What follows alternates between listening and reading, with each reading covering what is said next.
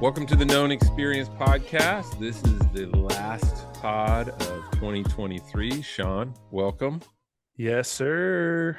Let's go. It's been a little bit of time off here. Yeah. We've both been busy, but I'm excited to wrap the year up. Yeah. So are the New England Patriots, I think. Come on, man.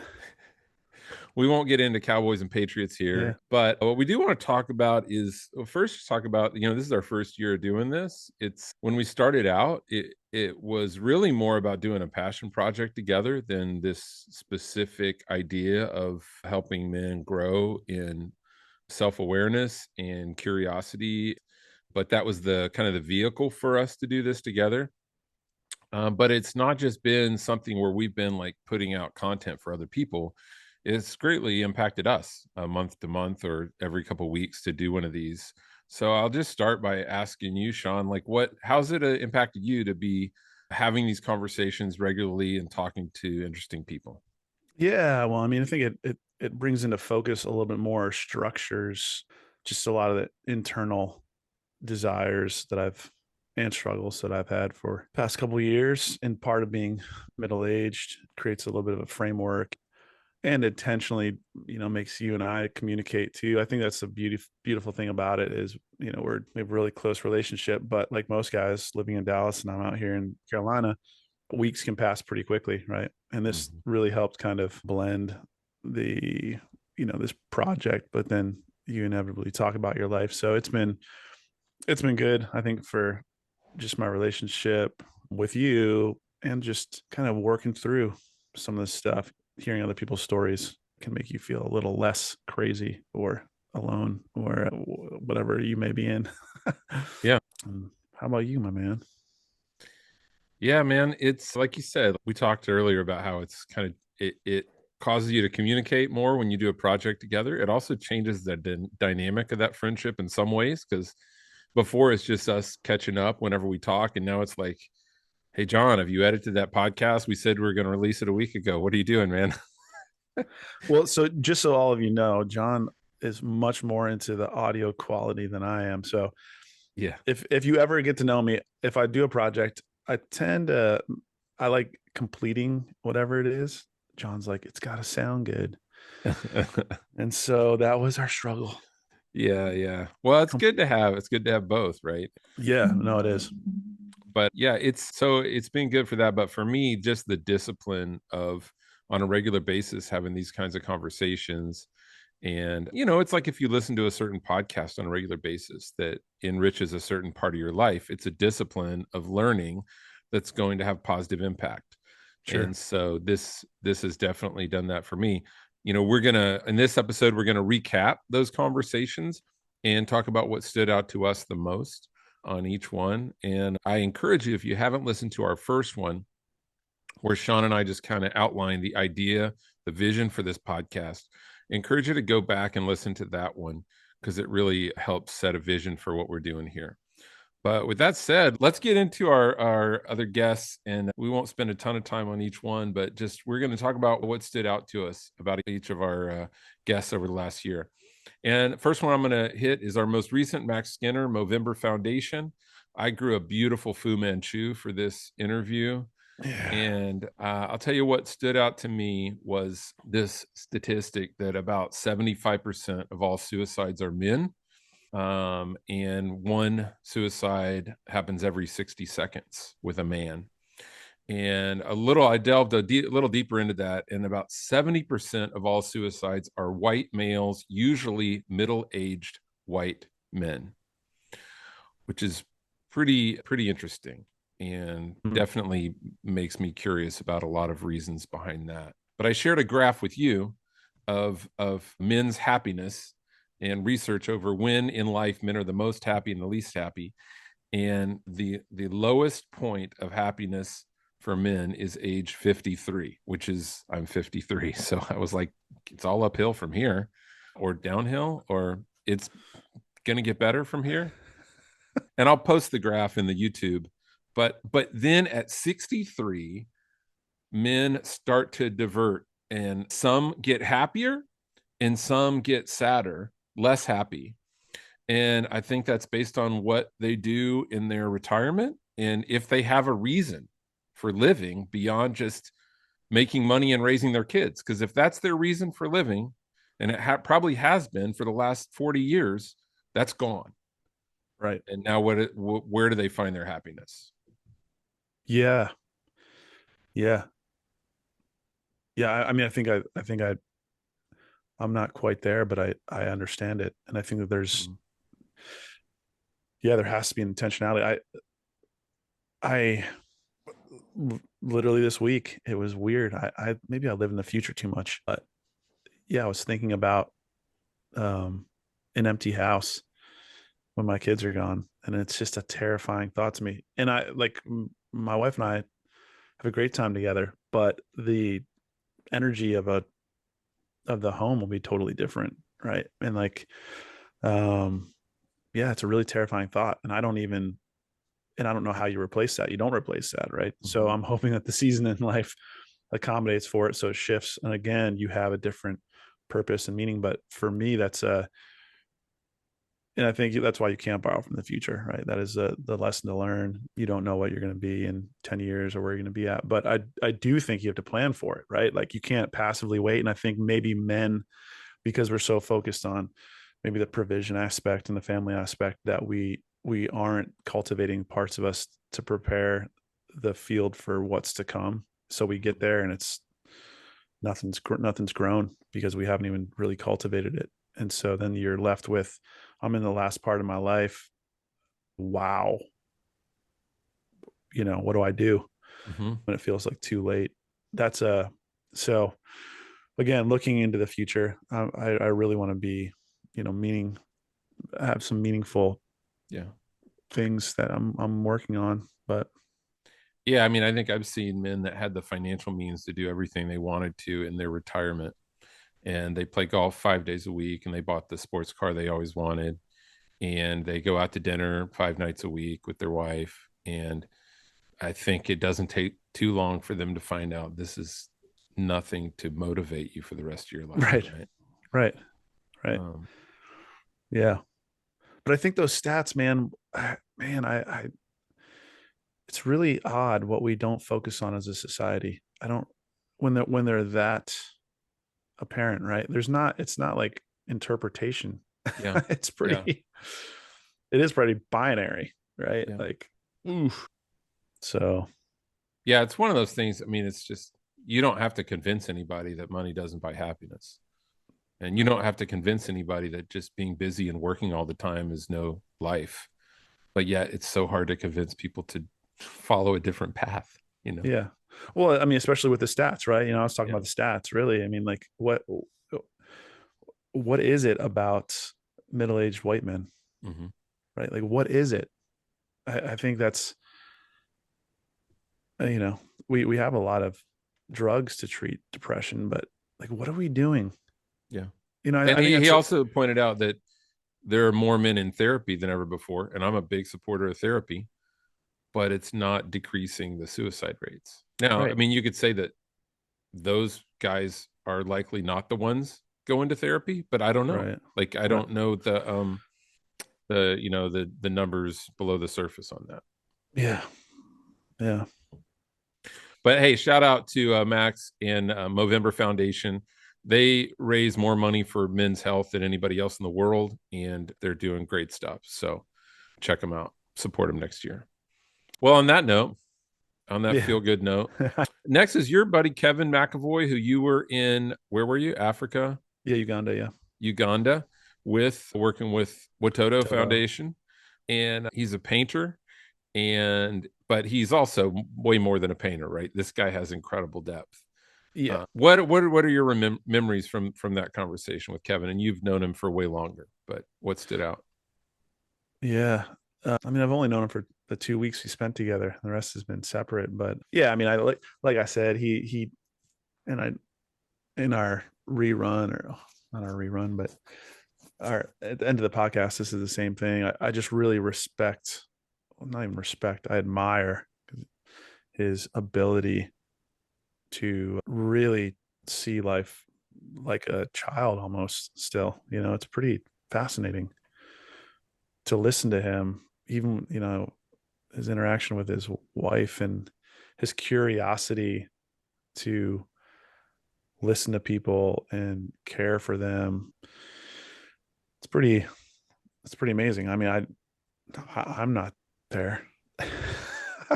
Even with my wife, like when he talks, I'm like, dang, dude, Mm-hmm. you really love people. But I mean, that's part of what I've loved about the podcast. It challenges me in ways that I'm content or just even unaware of, right? Like Right. Right. he talked about how he's painted politicians on both sides of the aisle and found great things in both of them. Prisoners, uh, and that was just from him driving past a prison every day and going, I should go paint those guys or draw those guys, and Yeah. going and asking if he could. And then orphans and their caregivers in Africa, and how just the common thread of humanity that he discovered in all of those people. I Yeah. think we miss out on a lot when we stick just around our tribe of people that we look like and think like, and we miss so much in understanding humanity and having Yeah. empathy. Yeah. Yeah. Yeah. I mean, it almost sounded like for him, the process, in order for him to even paint well, he needs to maintain the level of openness that he has, because that's what, in him explaining how he painted, it was largely built out of how he saw people, right? So it wasn't like looking at this guy sitting there and he painted exactly what he saw. Yeah. It was, I don't know if you remember that, but it wasn't that.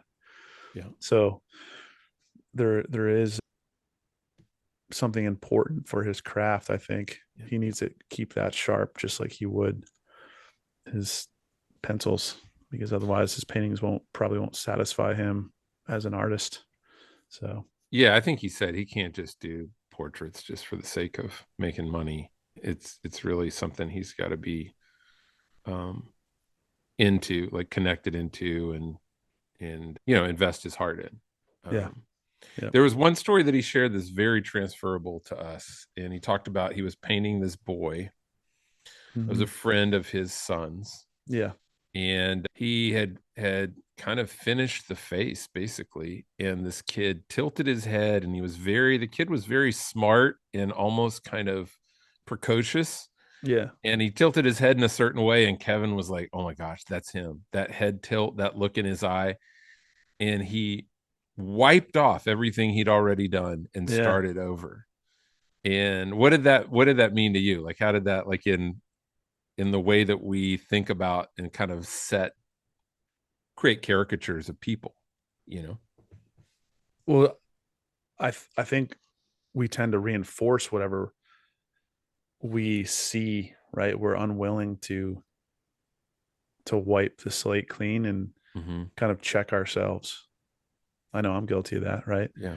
If you're annoyed by I don't know, someone in a certain way, or it doesn't matter if 9 out of 10 times they don't do that, the one time you're like, see, they did it again. Yeah. You know, Yeah. this is who they are. And Yeah. so, yeah, that's just a challenge. Definitely a challenge to see people, or be willing to check yourself and start fresh. Yeah. Oof. Yeah. Yeah. That's something that he has to do with every portrait that he paints. Yeah. All right, let's move on to Mitch Isle, therapist, works primarily with men and men's needs. I mean, he really is a believer in collaborative practices, not just psychotherapy, but massage therapy and nutrition and all of that, which is so important. Like, if your doctor is not asking you, how well are you sleeping? What are you eating? Are you exercising? Before they delve into anything else, you've got a problem, right? And I love that Yeah. Mitch sees things very holistically, like all affects our psyche and our mood and everything. Yeah. What stood out to you from our conversation with Mitch? Do you want me to start? Yeah. No, Okay. I think you should start. I feel like a lot of the things that stood out, I don't want to rehash what I've already said Yeah. about them, but yeah, go Okay. ahead. We talked about men's needs, and that was what he said he wanted to talk about. He's working on a book on that right now, and I'll say going into it, my thought was, okay, we're going to talk about men's needs. Like, what do most men need? Kind of in a stereotypical way. Right. What are our physical, mental, emotional needs? But he was really more talking about on a personal basis, being self aware of what do I need today? What do I need in this moment? How am I feeling? Not just emotionally, but physically. And why am I feeling like being curious about yourself? And then learning to articulate those things with the people closest to you. Yeah. Um, so I think that's that's been big for me rather than just pressing through, oh, this is I'm having a bad day or I'm feeling this way today and just keep going, taking a moment to stop and go, why am I thinking this way? Why am I feeling this way? What can I do to like regulate that and move out of that space if it's not where I want to be? Yeah. Yeah. It was funny. I received a text from my wife on the way here, and she was like, listen, the house is a mess. We're cleaning up Monday before my parents come. I just don't want you to be upset. I know it's been a mess for the past week, but and it's funny because the only time, to that point, the only time that I want to clean it all up, it's actually in that moment, I think Mitch would be proud. In that moment, I was like, I only come in, I'm like, why is the house a mess when I feel like I am out of control internally, right? There's too much going Mm, on. And so I'm like, pick that up, pick that, clean this up. It's a physical way for me to organize and control something because I feel out of mm-hmm. control with my emotions. And I feel like I can't talk about it. And it made me smile. That's great. Yeah. But it's again, these conversations have made me a little bit more, because before I'd be like, yeah, the house is a mess. We need to clean this up. And Mm-hmm. that's, but I was like, man, this is, and Rob helped with that too. This is actually a me problem. It's not the mess problem. Yes. I mean, I had my end of the year appointment with my therapist this past week, and I was really celebrating some growth.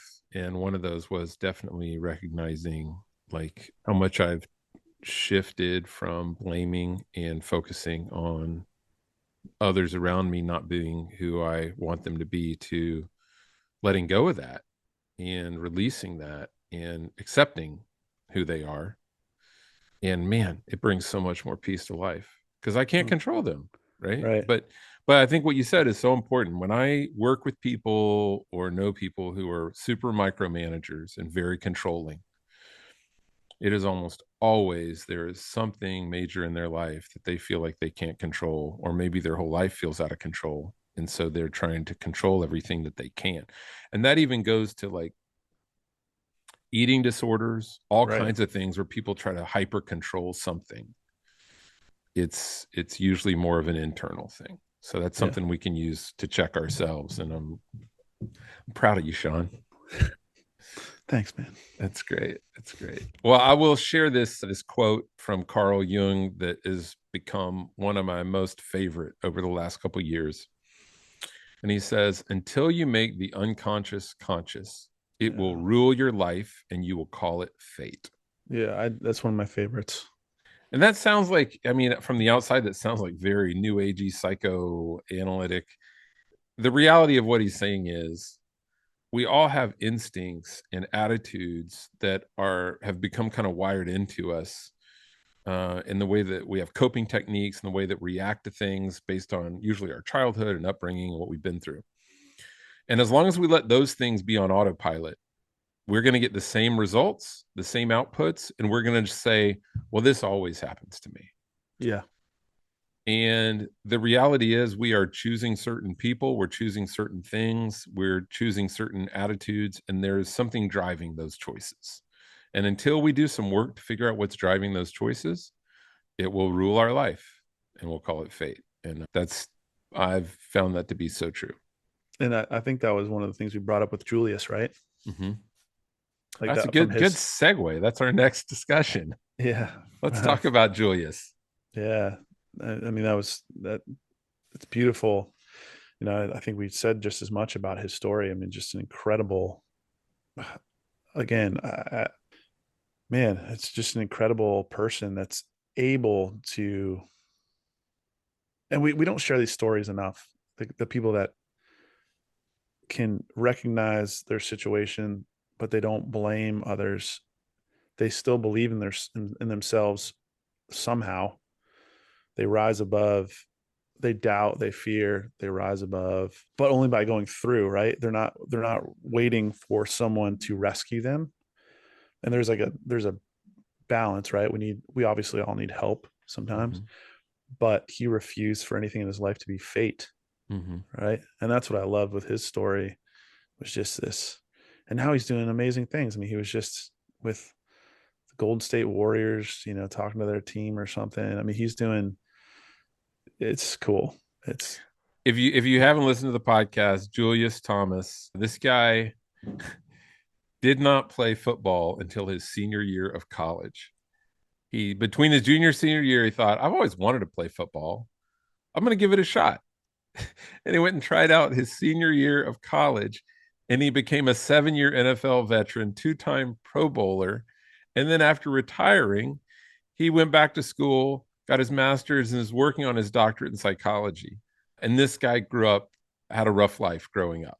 yeah. And I think when I look at him and especially Kurt Magid, another NFL player, college standout, Noble athlete, both of them said that they learned resilience through a difficult childhood.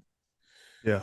Every day in childhood was overcoming challenges, figuring things out, and as an adult, going back to school or learning a new trade or a new career, it was just like, oh, this is what I do. I figure things out and I overcome adversity. I've done it my whole life.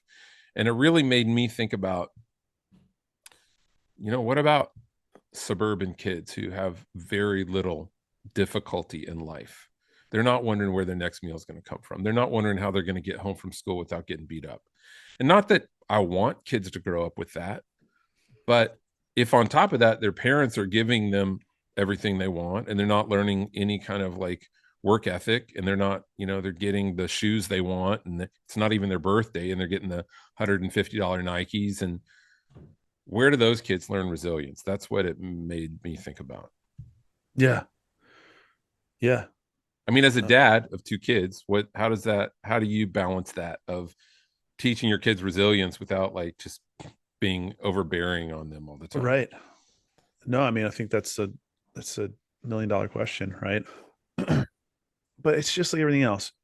The balance is an individual decision, right? I think every kid, every family, there isn't a one size fits all approach, but um, you have to be dialed into your kids, right? First of all, you have to be dialed into yourself and kind of understand, not just kind of pacify all your needs and desires when you want it because you can, and it doesn't really fix anything for you either, but you do it for your kids. So I think it's multi-layered, right? Like Mm-hmm. how disciplined are you?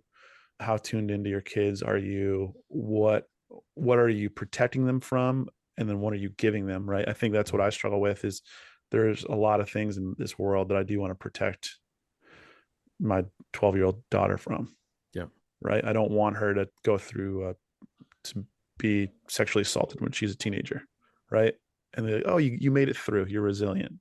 That's not what I want, Mm-hmm. right? So it's like that balance in social media. Can't be on social media. Why? Because it's the data shows, if the earlier they start, the level of depression in teen years is astronomical for teenage Mm-hmm. girls. So I want to protect her from that, right? I don't want her to have resilience from teenage depression due to social media, Yeah. right? That's negligence on my behalf. So I think it's just a difficult line, but it's the answer's there, but it might be a little bit fluid, and it requires some wisdom that we just tend to not. I think in our culture, because we are building comfortable lives, that's our focus, right? That we don't even see the value in it. Really, resilience is only for those that have to be there, Mm-hmm. right, in that space. Yeah, it's seen uh, as a negative. It's seen as like a yeah. lacking. Right. I mean, something I hear, all the time from people is I'm working so much, or both of us are working so much so we can give our kids the life that we want them to have. And I mean, I just say the life that they want to have is probably more time with their parents, believe it or not. But Yeah. that I don't know any kid that turned out to be an amazing person because their parents gave them what they wanted, right? Right. No, it's yeah, but that's a cultural. I mean, that's it's a I also feel for a lot of middle American, you know upper middle class, because that is our cultural message, right? Hmm. There's not a focus on how to build a healthy family. It's just Hmm. not there, right? It's how to make everyone, the message is how can you, it's not about the family unit, right? It's how can you be your best self and the happiest version of yourself. Hmm. It's as simple as that in our culture. So it's not about resilience, right? I think any form of resilience is really cloaked in this. If a kid has to be resilient, it's they were bullied, or there's racism or bigotry or sexism, like all these things that shouldn't exist in life, Hmm. right? Like we're saying like we're going to somehow eradicate them. And so I think culturally we just, again, we send so many mixed messages Yeah. that are confusing, but it just takes time and awareness. One thing from Julius that really surprised me and kind of changed the way I look at pro football players is we said, what was that like going back to school, going back to graduate school after being a football Yeah. player in the NFL? And how have you been so successful in that, in learning neuroscience and all these things? And he said, what I learned in football was completely transferable to graduate school. As a professional football player, I learned show up, don't have your phone out. He said I'd get fined $5,000 for having my phone out in a meeting in the NFL. Show up, be present, listen, be teachable, follow directions, and persevere. Right. And so that's what I did in school. And while these other kids were goofing around with daddy's money, not studying, I did what I did in football. And so another thing, I heard Peyton Manning recently on the Smartless podcast, and they said, give us a play that you bring to the huddle. Like, what's that sound like? You're known for Omaha, Omaha. What's the play? And he rattles off this paragraph, and then he breaks it down. He's like, well, the first part, this is how these guys are going to line up. This is second part is these are the guys that are going to go in motion. Now, once they go in motion, if the defense shifts this way, we know they're man to man. If they shift that way, they know it's a zone. So the second half of this paragraph is another play that I'm giving out in the event that I call an audible, which is Omaha, because of the way the defense responds to this, this, and this. And I'm like, you That's can't be complex. dumb. You can't be dumb and be an NFL football player. Like, to memorize all that and remember how to respond to it. And so between what Julia said and what Peyton said, this is totally separate from the podcast. I was like, man, when I watch football games now, I'm like, those guys they're working hard, not just with their bodies, but with their minds, right? With their mind, right? Right. Yeah, yeah. Yeah. It's All good. right. On that, let's go to, well, we'll just jump to the other NFL player, Kurt Magid. He was a national standout at University of Tennessee, played for the Indianapolis Colts. His rookie year, 9 games in, had a career-ending injury. But he talked about two things that stood out to me: identity foreclosure, and then Kaizen, which I've seen a lot more of since I've heard from him. But identity foreclosure. Well, start with Kaizen. Tell me what you know about it, what you remember about it. No, it's just incremental change, right? And I'm a big fan of that. I think it's really the only way, right? Otherwise, you have a lot of stops and starts in your life, a lot of Mm-hmm.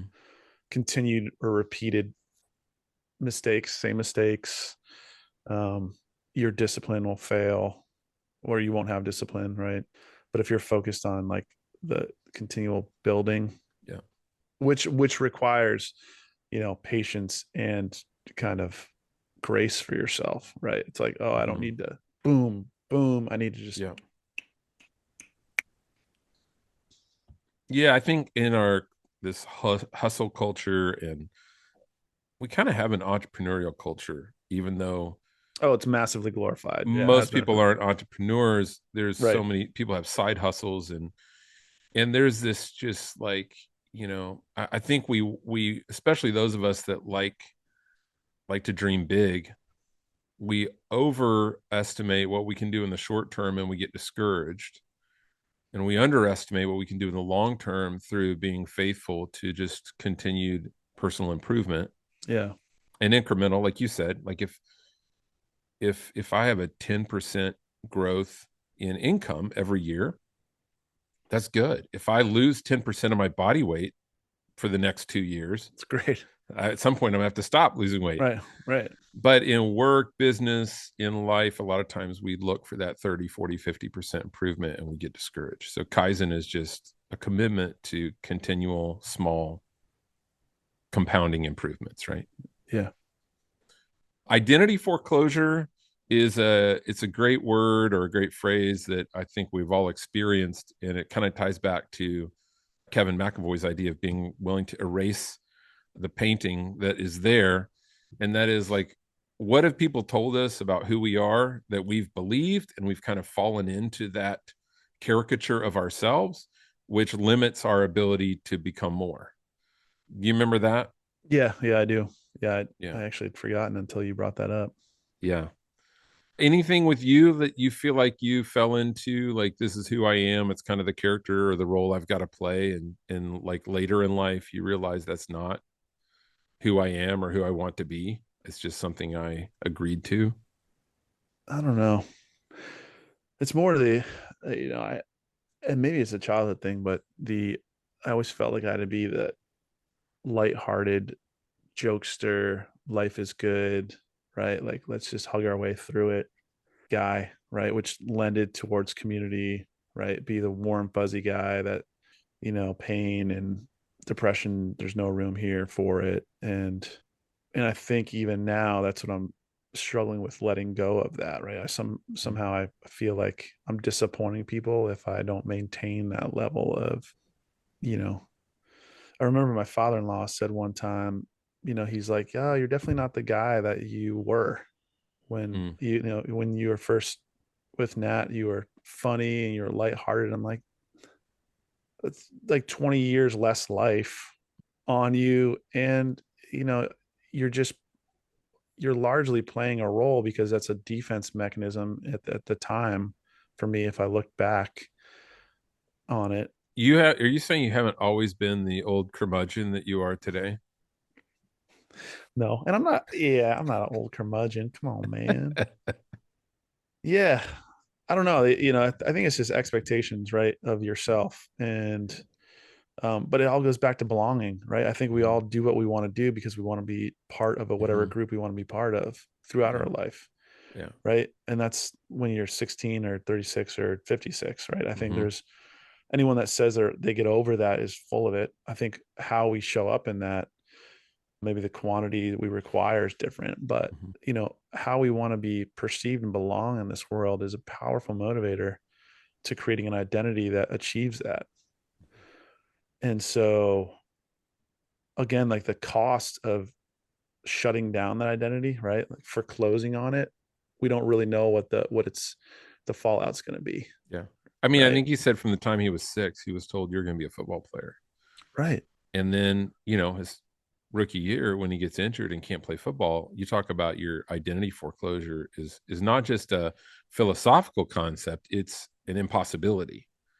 Like, you've got Yeah. to discover, who am I and why do I want to live? What do I want to do with the rest of my life? Yeah, and I think we tried to tease that out of him a little bit, and I think that's Mhm. where I would still like a round two with him, right? Like Mhm. round two raw with Kurt, because he's Mhm. so positive. I have a hard time. I'm a little bit cynical. Like when Mhm. people are just like, no, I just got through it. I'm like, man, you had to have a lot of dark Yeah. days, right? Because yeah, it's not just about you, it's about a community. It's about family you could have supported in a career in the Mhm. NFL, right? You can provide for a lot of people. Making Expectations on your life, people that yeah, used to call you and text you all the time, but now that there's no benefit in it for them, how do you feel about those relationships when you? yeah. I mean, I and you have experienced that on a small scale, and it hurts. Mhm. Never Yeah. mind an NFL Yeah. scale, Yeah. right? So, dang, man. I mean, it's tough. It's tough Yeah. stuff. So, Yeah. Well, I think this whole idea of self-discovery, discovering your subconscious, your unconscious, and your shadow self, all of those things, which if you're new to the kind of popular psychology therapy world, those all sound like just word salad, but they're real. And it's Right. the more you can really accept stuff, you can know who you are and who you choose to be, not because other people told you to be that person, but because you choose. And it's very freeing. Like it's incredibly, I joke about you becoming an old curmudgeon, but there is a degree where life wears on you and you aren't quite as optimistic, but there's also a degree where you just don't care what other people think Right. as much. Right. And there's a lot of freedom in that. Yeah. Right. Yeah. I think that's the curmudgeon part, right? Like that's what young people say, but Mhm. that's because I mean, a lot of them are so disconnected from their, you're like, dude, you are dressed to the T when you go out all the Mhm. time. Why? Mhm. Oh, because I like to. Mhm. Bullshit. That is Yeah. not why you do that, right? Yeah. Like, Yeah. Oh, I so just love fashion. Well, right, maybe, maybe, maybe you yeah, also love people thinking that you look great, telling you that all the time. right, But yeah, for me, I won't tease this out. I'll make it short and sweet. For me, we haven't talked about this openly on this podcast. I'm going to drop it right here. But in another life, I was a pastor, and I was actually Sean's pastor. And from the age of about 20 to 42, I was told, you're a leader. You're a leader in the church. You need to do big things. And even when I stepped down from being a pastor, it was always like, when are you going to pastor again? What are you going to pastor next? When, my mom is still sad that I'm not a pastor somewhere. She still mm, wonders, when are you going to get a church? And I have zero desire to do that again. But stepping away from all of that and all the adoration and the expectations and the perceived esteem that people put on you, when I moved back to Texas, I was just taking temp work because I needed something. And I got a job with a catering company. And I showed up at this Baptist mega church in my little black pants and my cummerbund and my fake tuxedo shirt for a women's luncheon. And this was an auditorium of like 200 people sitting around these round tables. I was serving their lunch, and there was a guy that was the speaker. And I remember I'm picking up dirty dishes, and this guy's speaking, and I'm hoping to get some of the leftovers in the back for lunch. And I look up and I see this guy, and I go, a year ago, I was that guy, but today I'm this guy. And there's a song in it, there's a line in a Coldplay song, Viva La Vida, where he says, you sweep the streets that you used to own. And I was like, yeah, I kind of feel that right now. But man, was it a amazing and wonderful, like, breaking of identity foreclosure for me, and discovering, do I want to be that guy? Or did I just want to be that guy because it feels good for people to like look at you and like you? What do I really want to do? And I got to start all over again. So mm, yeah, yeah. So, that'll and be it. sometimes, I mean, sometimes I think the reality of the situation is right for Kurt or for you or for me, you can go through that process, and maybe as great as Kurt's life is now, right, and how he's still killing it, Mm-hmm. maybe he still would die to be that football player again, Mm-hmm. right? Because that was the dream for him, Mm-hmm. right? So sure, people told him he achieved it, but I think the difficult part is your life can be more. How do I say this? May not ever be as outwardly as accomplished. Maybe your ego will never be stroked the way that it was. Maybe others won't value you, but you'll be the most whole you'll ever be on the other side. And I think there's an unwillingness for a lot of people that trade off isn't worth it, Mm-hmm. right? Like they, I think a lot of people would have served those dishes and then clawed like hell to be back in a position in a year, because the feeling of not being worth it in other people's eyes is too much.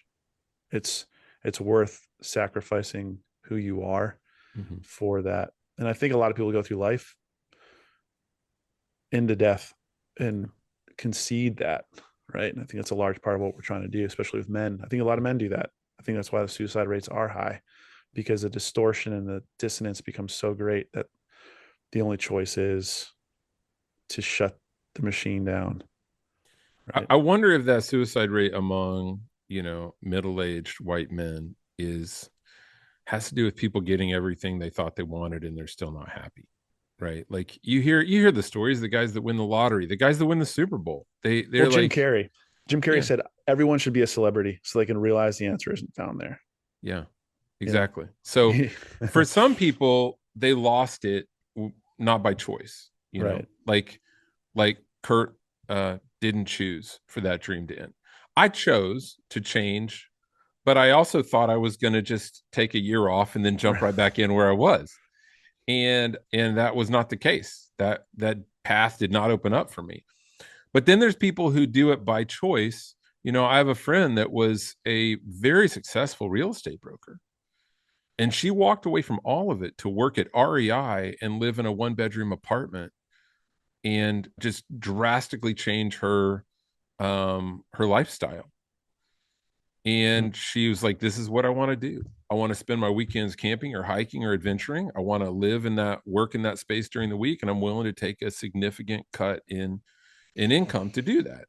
And I would say most people don't make that choice willingly. Most people that experience it, it happens to them.